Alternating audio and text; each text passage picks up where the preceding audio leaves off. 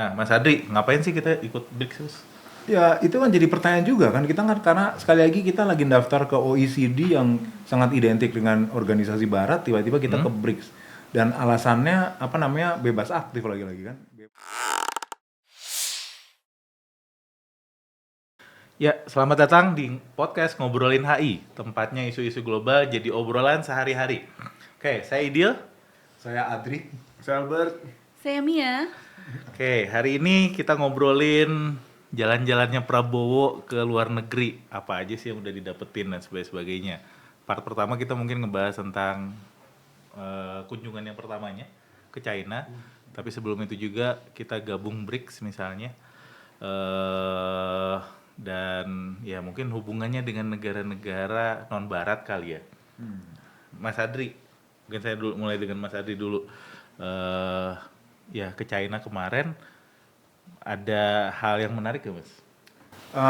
Saya nggak mau bicara soal menarik dulu ya. Buat saya jadi problemsnya adalah kita tuh tidak pernah tahu sebetulnya kenapa dia jalan ke sana. Itu buat saya masalah besar ya. Kebijakan luar negeri itu adalah sesuatu yang dinyatakan secara terbuka berdasarkan ada dokumen resmi dan dinyatakan dalam sebuah mimbar resmi atau forum resmi. Jadi oleh entah itu Kemlu atau untuk siapapun itu sebagai perwakilan resmi negara. Nah, itu tidak pernah dibuka. Jadi akibatnya kalau saya lihat yang muncul adalah pandangan-pandangan dari analis menerjemahkan, wah ini pelaksanaan bebas aktif, wah ini dan seterusnya. Tapi sebetulnya kita nggak pernah tahu. Dan itu kalau menurut saya sebagai sebuah kebijakan luar negeri, sebagai sebuah tindakan resmi negara, itu adalah sebuah hal yang menurut saya bukan suatu hal yang bagus. Karena sekali lagi harus ada penjelasan resmi oleh juru bicara resmi. Siapa kita nggak tahu kan juru bicaranya kan? Sampai hari ini kita nggak tahu kan. Walaupun mungkin bisa bilang lah siapapun, tapi kita nggak pernah tahu. Itu menurut saya penting ya. Jadi pertama-tama sebetulnya sudah dimulai kok waktu oleh Menteri Luar Negeri Retno kan, ada sebuah pertemuan atau penjelasan di belakangnya ada tulisan Kementerian Luar Negeri dan seterusnya. Atau di sebuah lectern atau mimbar yang ada lambang Republik Indonesia. Jadi itu menurut saya itu langkah pertama yang paling sederhana harus dimulai dari situ. Sebelum kita menerjemahkan, wah ke Cina itu, habis itu ke Washington itu pelaksanaan bebas aktif kan, itu kan menurut analis. Kita nggak pernah tahu secara resmi. Itu dulu saya rasa. Nah tapi sebenarnya ada pernyataan resmi Mas. Pernyataan resminya muncul setelah ada kisruh tentang overlapping claims. Sehari setelah itu baru kemudian muncul ada juru bicara Kemlu kemudian ngomong dan di Kemlu dirilis pernyataan dan pernyataannya ini Indonesia Mas, bukan pakai bahasa Inggris, yang artinya publiknya masyarakat atau targetnya adalah masyarakat Indonesia. Nah terkait dengan overlapping claims nih Mas Abe, ada pendapat nggak? Iya, tapi kalau ngelihat tadi apa yang disampaikan Mas Adri menarik ya. Justru sekarang kita ngelihatnya mungkin saya setuju gitu ketika mungkin kalau ada sebuah pernyataan yang menggarisbawahi sebetulnya Indonesia tuh politik luar negerinya akan seperti apa setidaknya 5 tahun ke depan gitu. Apa yang mau dikejar pertama. Tapi kalau sekarang kan kita bisa menebak-nebak ketika dia pergi pertama kali ke China, Presiden Prabowo, kemudian kita mulai menebak, oh berarti dalam listnya yang menjadi, kalau dulu kan bahasanya concentric circle yang paling penting buat dia, mungkin sekarang China ketimbang, meskipun orang kemudian bisa berdebat, kemudian mengatakan bahwa justru dilihat yang terakhir dia ke negara barat, kemudian juga mampir ke Arab Saudi atau Uni Emirat Arab ya? Uni Emirat Arab. Mungkin itu yang juga penting gitu, karena dia terakhir gitu, gongnya di situ. Tapi kalau saya lihat justru ya dia akan menganggap, bisa dilihat dari kenapa dia milih China, dan berarti China menduduki posisi yang cukup penting buat Prabowo, khususnya untuk mungkin membiayai ide-ide kebijakan-kebijakannya dia yang akan dilakukan di 5 tahun ke depan, seperti kalau saya nggak salah makan bergizi ya, itu didukung oleh China gitu ya. Kemudian saya bacanya kebetulan yang dalam bahasa Indonesia bahwa Prabowo itu sempat mengatakan bahwa China itu negara adikuasa kalau saya tidak salah dalam pernyataannya. Itu menarik, berarti ada pengakuan bahwa China itu sudah mungkin sekarang setara levelnya dengan Amerika Serikat dari pandangannya Pak Prabowo, mungkin itu jadi menarik. Dan pada akhirnya yang ramai itu poin 9 ya kalau nggak salah Mas Idil ya. Poin 9 di joint statement-nya. Joint statement ya. Ya, dan itu menurut saya harus ekstra hati-hati ya, karena ya satu yang saya setuju, saya lupa ada sebuah argumen dari analis, saya lupa siapa, Prof Hikmawanto apa kalau tidak salah ya, dengan Indonesia sudah menempatkan, meskipun Kemlu ketika menjadi kontroversi dia menyatakan bahwa Indonesia tetap bebas aktif, Indonesia tidak pernah mengakui gitu ya, tapi dengan itu masuk di dalam joint statement-nya berarti secara tidak langsung Indonesia mengakui bahwa ada klaim di situ yang tumpang tindih gitu. Jadi ini yang mungkin harus kemudian ekstra hati-hati suka atau tidak gitu ya, tapi mungkin di awal ya intensinya adalah supaya bisa membuat kedua negara semakin banyak dalam konteks kerjasama dan saling mendukung gitu. Dan isu kereta cepat juga sempat naik kalau saya tidak salah, kemudian kerjasama maritim, dan saya rasa itu semua bagian daripada untuk mendukung programnya Prabowo atau untuk 5 tahun ke depan gitu sih. Oke, jadi overlapping claims sebenarnya yang jadi masalah ya. Iya. Di joint statement tadi satu overlapping claims itu diakuin, nggak Iya. pernah selama ini Iya. Indonesia Iya. mengakui overlapping claims. Kita selalu mengakuin bahwa ya wilayah Natuna punya kita. Dan kita Nggak- bukan claimant gitu kita kan. bukan claimants karena nggak ada overlapping claims. Iya. Sekarang kemudian muncul, lalu kemudian berikutnya lagi yang jadi masalah adalah ada joint development di wilayah overlapping claims tadi. Berarti Iya. kemudian akan di bareng-barengan nih kita mengelola wilayah tadi yang sebenarnya enggak itu wilayah kita. Karena logikanya ketika ide joint development atau joint involvement di area itu terjadi berarti sudah ada pengakuan dulu dong, karena kan kemudian muncul. Dan yang menarik juga menurut saya adalah satu posisinya ASEAN gitu. Kemudian ASEAN ada di mana gitu. Karena ya dengan Indonesia kemudian secara bilateral ada komunikasi dengan China, berarti apakah ASEAN kemudian menjadi tidak penting untuk Indonesia? Itu pertanyaan berikutnya yang kemudian harus mungkin dalam beberapa tahun ke depan akan terjawab gitu ya. Ya, Mbak Mia, setback gak sih dengan kayak gitu? Sebetulnya ya, dengan yang selama ini kebijakan luar negeri kita yang sudah sangat, menurut aku sangat dinamis gitu, ini memang setback gitu. Dan sebetulnya ya, yang mau aku garis bawahi adalah itu kan semua komitmen di Cina, ya maksudnya semua investasi dan segala macam yang kita di Cina itu, kita sebutnya ada keywordnya nih, komitmen investasi. Gimana caranya mengawal si komitmen investasi ini sampai menjadi kontrak? Itu kalau misalnya itu terjadi itu tidak setback memang, tapi ya udah kita berpikir kawal positif dulu. aja, berpikir positif dulu gimana? Karena ini namanya komitmen investasi sampai terjadinya kontrak itu panjang sekali dokumennya, panjang sekali negosiasi dan diskusinya ya kan. Nah sekarang gimana sih tugas kita ya untuk mengawal itu agar tidak menjadi setback gitu? Menurut aku setbacknya di situ sih.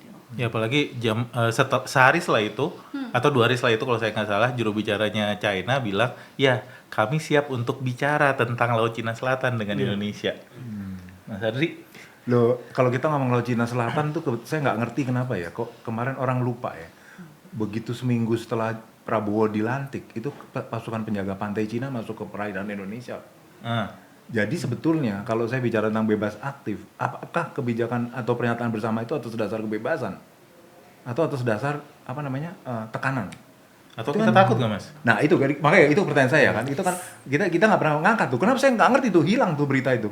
Karena kalau dibuka gampang kok, coba dicek aja, semua orang bisa ngecek kok. Jadi kan bukan konspirasi, artinya itu bukan soal gosip ya, itu lihat ada beritanya kok secara terbuka kok, bahwa pasukan penjaga pantai Cina masuk ke lautan ke laut Natuna Utara ada dan video diusir. dari Bakamla di YouTube juga tentang itu itu. berarti kan itu sudah terbuka kan?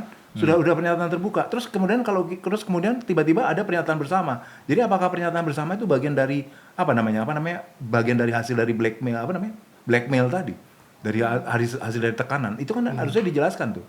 Dan apakah itu pernyataan bersama itu adalah sebuah harga yang harus dibayar, yang dibayarnya dengan investasi, yang sekali lagi tadi Mbak Mia bilang, saya lupa tadi apakah sudah realisasi ataukah cuma baru letter of intent. Nah, kan itu yang sekali lagi itu kan karena ketidakjelasan sebagai sebuah kebijakan luar negeri kan. Kalau itu jelas kita tahu, oh itu tidak ada kaitannya. Kalau saya istilahkan itu satu paket. Jangan-jangan pernyataan bersama itu satu paket dengan pasukan penjaga pantai plus komitmen investasi. Itu harus karena itu menyangkut kata-kata kebebasan, kata kunci kebebasan, dan itu esensi dari bebas aktif. Bebas aktif itu yang saya agak kesal terjemahannya adalah tidak berpihak kemana-mana. Enggak. Bebas aktif itu artinya kebebasan, kata kuncinya, bukan tidak berpihak. Kalau kita tidak berpihak, kita bisa bebas. Nah itu pernyataan. Jadi sekarang kembalikan tuh kalau menurut saya tuh kata-kata kebebasan tuh. Bukan soal tidak berpihak kok. Salah kalau menerjemahkan bebas aktif sebagai tidak berpihak. Tidak kontekstual dengan keadaan kita sekarang. Bebas aktif itu artinya kebebasan untuk bertindak, bukan untuk berpihak atau tidak berpihak. Nggak, tapi sebenarnya kemarin di rapat dengar pendapat dengan DPR, Menlu kita Pak Sugiono ngejelasin Mas, walaupun agak muter sih, muter dalam artian malah dia bilangnya bebas aktif, independen dan aktif, dan kita ingin biar ada kerjasama, termasuk tadi bicara tentang joint development dan sebagainya. Walaupun sebenarnya nggak kebayang juga kenapa itu kemudian kita akuin.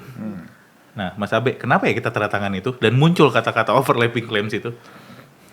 Tapi penjelasannya dulu ketika dengar pendapat dengan DPR itu bukannya melihat secara keseluruhan ya. Jadi perjalanannya bukan cuma dimulai dari China gitu.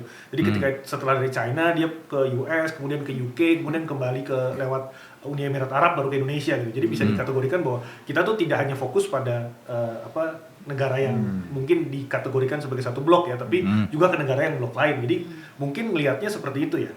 Kalau saya melihat kenapa kemudian overlapping, mungkin salah satu dalam tanda petik mungkin alasan atau justifikasinya adalah untuk ekonomi kalau saya melihat. Jadi banyak komitmen dari mungkin baru sebatas komitmen investasi yang kemudian mungkin bisa bisa dimanfaatkan oleh Indonesia dengan kemampuan yang ada yang dimiliki oleh China sekarang ini gitu. Jadi itu yang dikejar sebetulnya menurut saya. Jadi bentuk konsesi. Jadi China ngasih duit, kita ngasih atau mengakui secara itu. Secara pragmatis seperti itu. Mungkin kalau dulu kita sering ngobrol Mas Idil gitu ya, bahwa definisi atau pemahaman daripada bebas aktif kan bisa secara pragmatis atau secara nasionalistik gitu. Kalau mau ngikutin yang lama atau yang benar-benar kata Mas Adi tadi tidak berpihak, atau yang pragmatis ya. Mungkin sekarang dikejarnya secara pragmatis gitu. Ya kita butuhnya ekonomi, ya ini yang paling bisa meskipun orang ada anggapan bahwa Cina itu secara komitmen besar tapi kemudian implementasi hanya 10% daripada 100% yang disepakati di awal, katanya gitu gosipnya. Jadi makanya kenapa tetap yang namanya partner ekonomi di Eropa, di Barat itu jauh lebih bisa dipercaya karena komitmennya yang direalisasikan jauh lebih banyak ketimbang China, katanya begitu. Semoga saja kedepannya dari seluruh komitmen yang ditandatangani Prabowo sekian berapa sih triliun atau bahkan lebih dari itu 150 triliun. 150 triliun itu rupiah. bisa 10 juta dolar. 150 triliun rupiah kira-kira. Berarti bisa direalisasikan semua harapannya, atau minimal 90% lah, di atas 50% gitu. Karena itu yang kemudian bisa menjadi tolak ukur ketika memang pragmatis kita dapat apa gitu kan, pemahamannya. Tapi alasannya menurut saya sih lebih cenderung ke ekonomi ya, dan mungkin Indonesia juga berpikir di Natuna dengan kehadiran China kalau kita bisa joint development, sama-sama mengeksplorasi apa yang kandungan alam yang ada di sana, itu akan menguntungkan Indonesia juga. Karena sampai saat ini kan sebetulnya salah satu pemikiran untuk menyelesaikan masalah di Laut Cina Selatan adalah dengan joint development dengan semua yang ada. Mungkin arah pemikirannya juga ke situ, bahwa ada peluang untuk bisa memanfaatkan apa yang ada di area tersebut, di mana Indonesia masih kurang secara kapasitas dan teknologi mungkin. Mbak Mia, ya kalau misalnya lihat nih, biasanya kalau dulu ya ada nelayan China masuk ke Indonesia, kita usir. Bakamla langsung jalan. Nah kalau sekarang nelayan China masuk ke Indonesia, kemungkinannya adalah enggak, kita joint development misalnya. Betul. Itu gimana? Menurutku itu adalah sesuatu yang sangat pintar ya. Kalau misalnya dilihat dari bagaimana Prabowo itu sangat mengagumi Cina dari dulu sebetulnya, yang saya baca gitu kan. Dia mengagumi gimana ekonomi Cina yang terus tumbuh. Sedangkan untuk ekonomi kita, Prabowo bilang kita ini harus mengejar untuk tumbuh 2 digit. Sekarang kan di 4-5%. Dia pengennya 6-7% dan kedepannya sampai 10%. Dan dia ingin belajar itu dari Cina. Sehingga apa? Sekarang lawatan dia ke Cina dan ke negara-negara lain itu dia menciptakan ekosistem yang aman, sehingga negara-negara lain akan melihat Indonesia sebagai negara yang aman untuk berinvestasi kan, kayak tadi Mas Abe bilang gitu, ekonomi. Dan ya kalau misalnya sekarang dibilang kalau nelayan Cina masuk ke Laut Natuna dan kita biarkan, ya mungkin itu adalah suatu taktik kecil dari strategi Prabowo yang akan sangat besar untuk menguntungkan Indonesia. Menurutku gitu. Karena multiplier efeknya akan jadi lebih banyak dibanding dengan kamu mengusir, ya udah Cina marah gitu kan. Tapi kalau misalnya kita berbaik hati, multiplier efeknya mungkin akan lebih banyak lagi sih, Dil. Jadi itu hanya taktik kecil untuk strategi yang lebih besar. Oke. Sip. Mungkin kita bahas yang berikutnya. Selain tadi joint statement, kita juga mau gabung BRICS nih. Kita udah bilang kita mau proposalnya gabung sudah BRICS. resmi ya? Diterima, karena kalau diterima proposalnya. Kalau kita memang belum. Abis itu ntar kita jadi interested party. Lalu kemudian kalau saya kemarin ketika di Kazan kan ada beberapa partnernya, jadi partner dulu, baru kemudian setelah itu jadi members. Belum jadi members. kita masih jadi interested party. Kita diundang terus habis itu kita pengen ikutan. Levelnya mungkin seperti itu. Nah, Mas Adri, ngapain sih kita ikut BRICS? Ya itu kan jadi pertanyaan juga kan, kita kan karena sekali lagi kita lagi daftar ke OECD yang sangat identik dengan organisasi barat, tiba-tiba kita ke BRICS. Dan alasannya bebas aktif lagi-lagi kan. Bebas aktif tuh kalau dalam bahasa sok kerennya jadi platitude ya. Jadi sesuatu kosong, sesuatu ungkapan kosong yang tidak ada maknanya.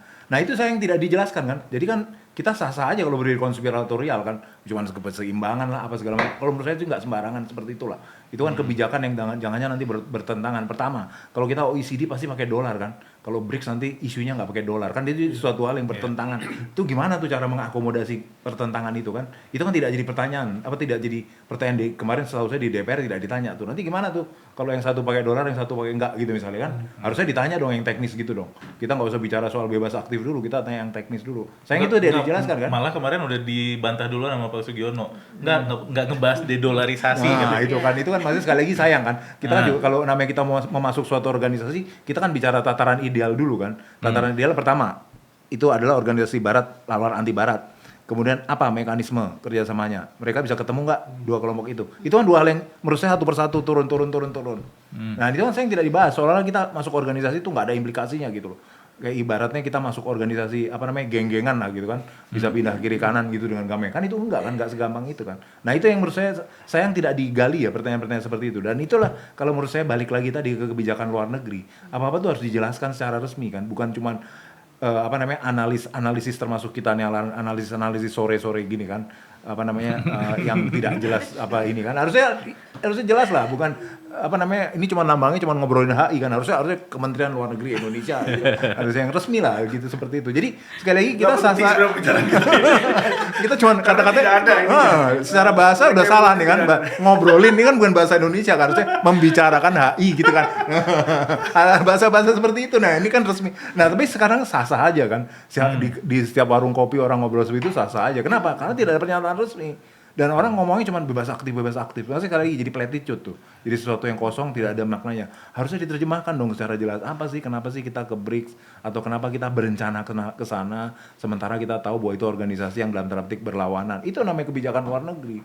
Dan sekali lagi saya tidak tahu kenapa mau ke BRICS. Karena sekali lagi jawaban resminya tidak ada kan. Semua boleh bilang apa aja artinya, karena tidak ada jawaban resmi yang benar-benar teknis ya, artinya benar teknis ya. Karena seingat saya kemarin waktu kita mau melamar OECD, jawaban teknisnya itu ada, yaitu Menteri Airlangga Hartarto, kemudian Wakil Menteri Luar Negeri kalau saya nggak salah Pak Hala Mansuri menjelaskan tuh, kita ada 270 aturan yang harus diikuti. Nah itu teknis tuh, jawabannya teknis. Nah itu yang saya harapkan tuh. Kalau BRICS nggak ada, kita nggak tahu tuh kenapa masuk itu kan nggak ada. Nah itu harusnya seperti itu tuh. Enggak, sebenarnya ada Mas. Kemarin dibilang bahwa ya kita bebas aktif satu, habis itu balancing. Balancing ya di mana masuk BRICS juga harus masuk. Ya, nah, itu ini yang kemudian jadi masalah sebenarnya. Kalau gue cari datanya ya, kan kita gabung ke BRICS karena kita balancing. Biar kemudian kita bisa ikut kiri, bisa ikut kanan. Tapi kalau datanya mitra dagang terbesar Indonesia itu udah Cina. Cina impor kita itu 31% ke Cina. US itu cuma 9%-an. Terus habis itu ekspor kita itu 21,2% dari Cina. Yang artinya sebenarnya yang di-balance bukan China. Yang di-balance adalah kita udah terlalu deket nih sama China. Kita ke US dong kalau mau nge-balance.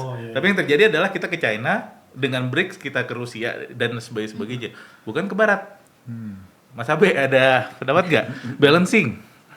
Sebenarnya sih justru saya ngeliatnya mungkin itu pendekatan yang sangat pragmatis ya, sangat masuk akal mungkin ya. Jadi kalau dengan yang tadi fakta Mas Idil sampaikan ya alasannya memang ekonomi gitu, karena memang kebutuhannya dari segi impor paling besar dan mungkin yang paling mudah untuk jangka pendek. Kalau tadi Mas Adri mengatakan ketika masuk OECD banyak nih aturannya berapa gitu, seperti masuk ke organisasi barat pada umumnya lah, WTO segala macem.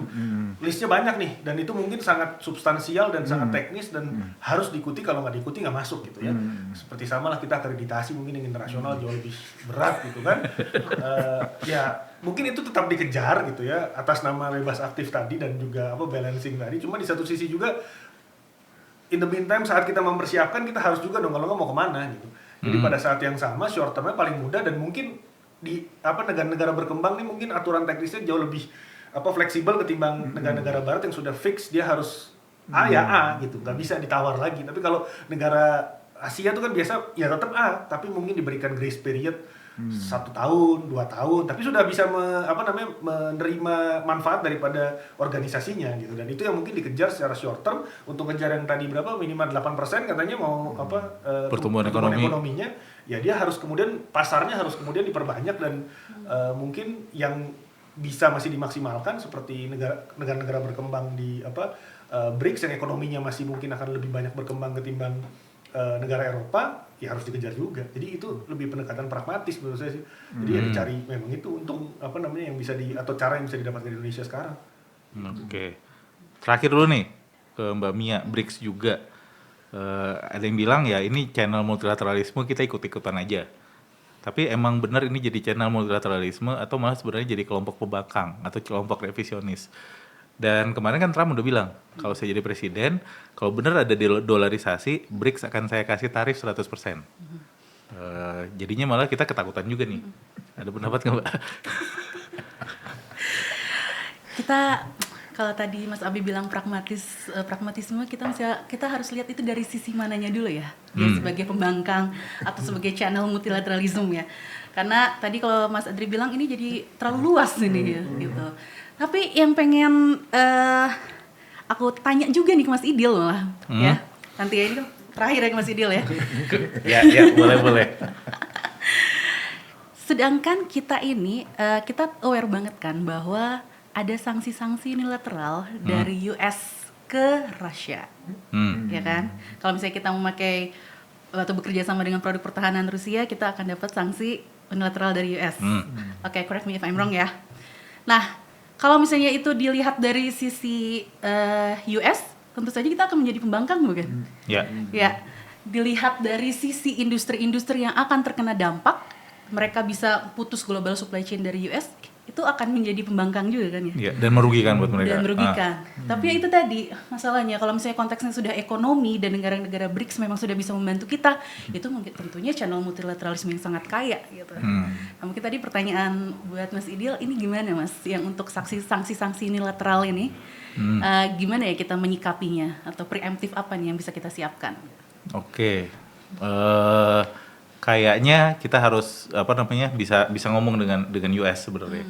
Sayangnya kemarin cuma nelfon sama Trump ya Mas, bukan ketemu langsung. Dan ngapain juga sebenarnya ketemu dengan ke US tanpa ketemu Trump. Itu satu. Terus kemudian yang kedua ya mumpung nih kita belum masuk ke BRICS, kita masih cuma nge-play doang.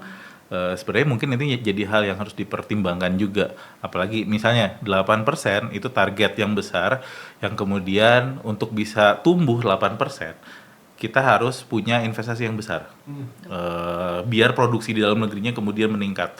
Dan kalau itu mau meningkat, investasi apakah negara-negara BRICS cukup atau enggak? Saya ngelihat kalau misalnya jadi bandingan antara OECD dan juga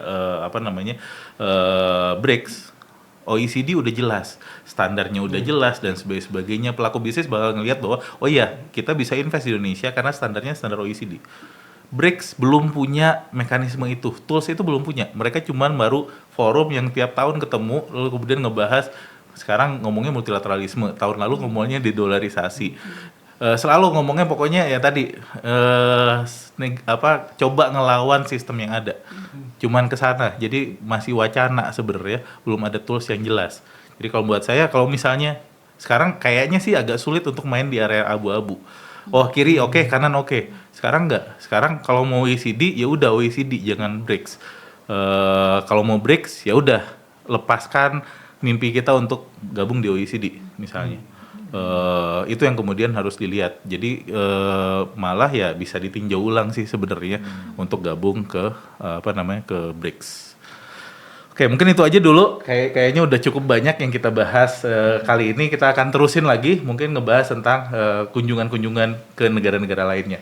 Oke, stay tune dan subscribe channel Ngobrolin HI.